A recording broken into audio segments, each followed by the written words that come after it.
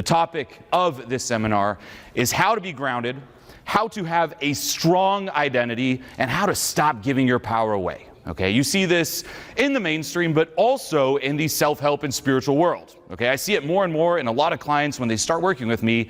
They have no idea who they are, they have no idea what they value, they have no idea what they want, and they're desperately seeking external advice on, tell me who I am, what I value, and how I should live my life. It's absolutely insane. It's like we have, adults where deep down inside, it's still a child running them.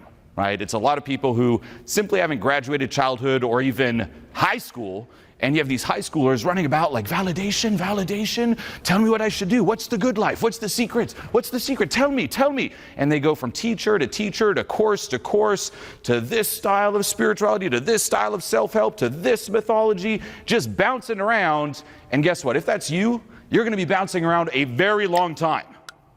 If you go into self-help thinking someone's going to give you a better plan for life than, say, the mainstream, you're going to have a very hard time. Before you even engage in anything in terms of learning, you better be clear on who you are and where you're going. What's your ideal life? What's your goal here? Everyone knows what they don't want. It's like, well, I don't want this, I don't want that, I'm working on myself because this thing and I want to avoid that. What do you want? Let's just say right now things went amazingly well for you. Starting now. Amazingly well. Today, tomorrow, this week, what would that look like? Say everything went according to plan for the next 7 days. What would change in your life? Say everything went according to plan for the next year, the next 5 years. What does that look like? Where are you at in 5 years? Everything goes according to plan. Do you know? Do you know vividly, precisely? If you had to think of a typical day in the life, where are you living?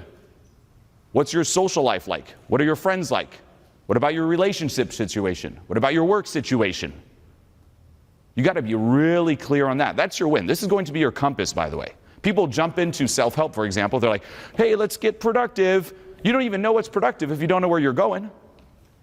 And it's not just any end goal, because a lot of people write down some ideal life based upon their ego. It's, what do you authentically want?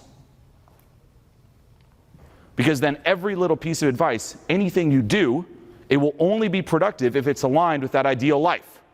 And it has to be personal.